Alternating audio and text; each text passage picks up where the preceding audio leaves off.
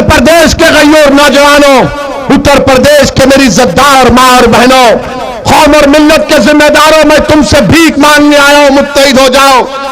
आज तुमको मुत्तहिद होना है। ये फैजाबाद अयोध्या है। अगर कोई मुझसे सवाल करता है तो याद रखो, इसी अयोध्या में 6 दिसंबर को हमने भी देखा, सारी दुनिया ने भी देखा क्या हुआ था। आज उसका जिक्र करने से डरते हैं सेकुलर पार्टी के लोग, जिक्र करने से डरते हैं, डरा डरा कर वोट हासिल करते हैं।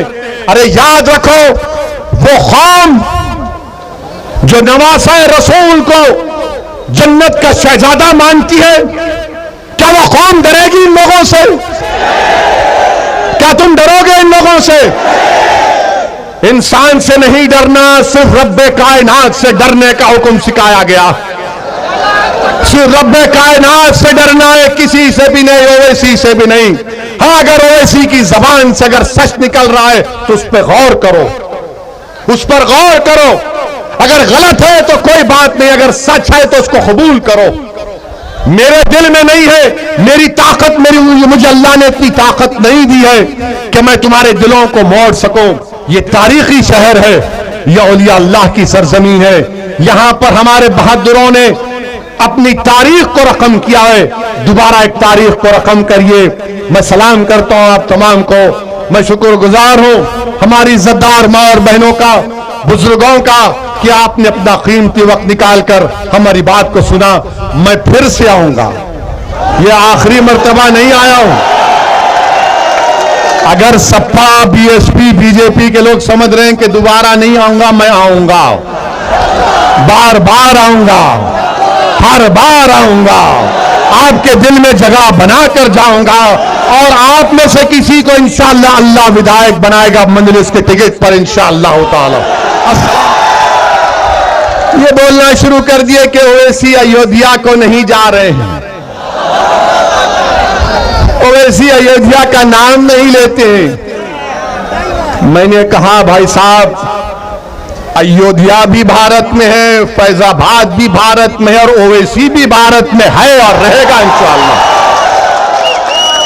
अब फैजाबाद की तारीख इनको नहीं मालूम, जो शाम में 6 बजे टीवी पर बैठते हैं, 8 बजे बैठते हैं, 9 बजे बैठते हैं, ऐसा बैठकर भाषण देते हैं, खुतबा देते हैं, और ऐसा देते हैं कि बस नरेंद्र मोदी उनको देखे तो कहे कि ये तो मेरा घर वाला है। क्या कहा उन्होंने कि ओवैसी को अयोध्या नहीं जा रहे? मेरे भाई, अयोध्या भी जाएंगे, क्यों नहीं जाएंगे? हम जब कश्मीर गए तो अयोध्या नहीं जाएंगे। और फैजाबाद की तारीख, इनको नाम फैजाबाद से इतनी जलन क्यों है? पेट में दर्द क्यों होता है? फैजाबाद की जेल में क्या अशफाकुल्लाह को फांसी नहीं दी गई थी? क्या फैजाबाद की जेल में अशफाकुल्लाह को जब फांसी दी जा रही थी तो क्या अशफाकुल्लाह जब फांसी के फंदे पर जा रहा था तो उसकी जबान पर कुरान की आयतें थी? जब अशफाकुल्लाह फांसी के फंदे पर गया तो रास्ते में जेल के लोगों से मिलकर कहा कि खुदाफिज, मैं अपने रब से मिलने जा रहा हूं। क्या अशफाकुल्लाह ने जब फांसी का फंदा लेकर उसको चूमा और अपने गले में डाला तो पूछने वाले ने पूछा कि बता मरने वाले, तेरी आखिरी ख्वाहिश क्या है? तो अशफाकुल्लाह ने क्या ये नहीं कहा कि ला के रख दे खाके वतन मेरे कफन में?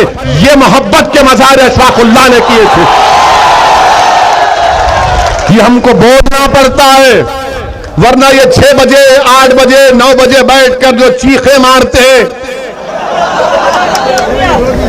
जो पुकारते रहते हैं कि हम माई बाप देख लो हमको, हम आपकी तारीफ में बोल रहे हैं, इनको बताना पड़ेगा, इनको बताना पड़ेगा कि ये लोग बात करते हिंदू और मुसलमान के इत्तेहाद की, मोहब्बत की, यकीनन वो पैदा होना चाहिए। और कैसे पैदा होगा?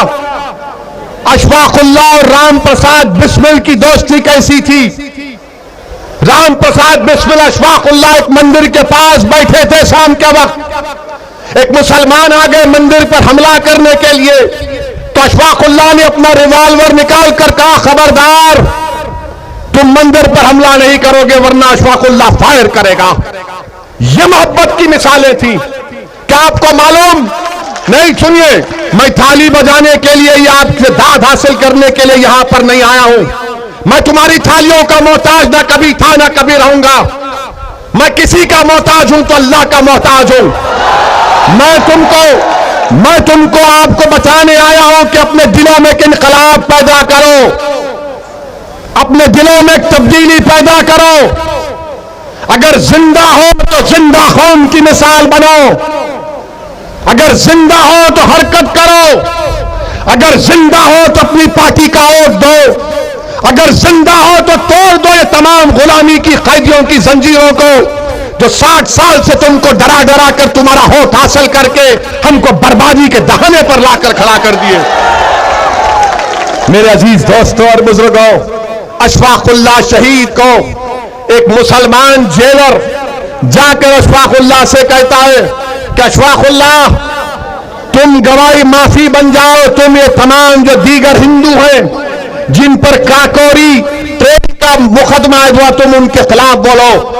तो अशफाकुल्लाह ने कहा, मैं एक मुसलमान हूं और बाकी मेरे साथी हिंदू हैं। मैं अपने आप को गिरने नहीं दूंगा, ना अपनी कौम को गिरने दूंगा। मैं अंग्रेजों के खिलाफ था और रहूंगा। मेरा ख्वाब है कि मुल्क आजाद हो।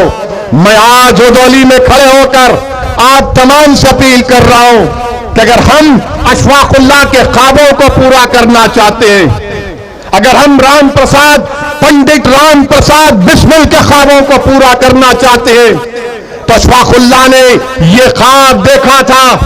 अशफाकुल्लाह ने ख्वाब देखा था कि मुल्क जब आजाद होगा तो यहां पर सबको उनका हिस्सा मिलेगा।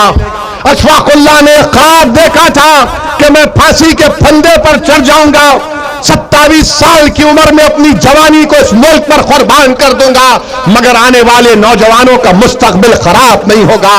नौजवानों, रुदौली के गय्यूर नौजवानों, उत्तर प्रदेश के मेरे गय्यूर नौजवानों, तुमको अशफाकुल्लाह के ख्वाबों को पूरा करना है। तुमको पंडित राम प्रसाद बिस्मिल की तरह उस मोहब्बत की निशानियों को बताना है। और मोहब्बत होगी तो गुलामी नहीं होगी, हिस्सेदारी की मोहब्बत होगी, हिस्सेदारी की मोहब्बत होगी।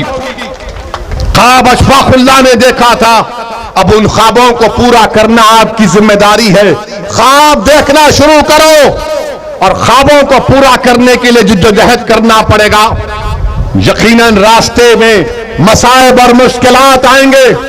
कोई रास्ता आसानी से हम अपनी मंजिल मकसूद को आसानी तक नहीं पहुंच पाएंगे। जुस्तजू करना पड़ेगा, जिद्दोजहद करना पड़ेगा, ईसार और कुर्बानियों के मजारे करना पड़ेगा।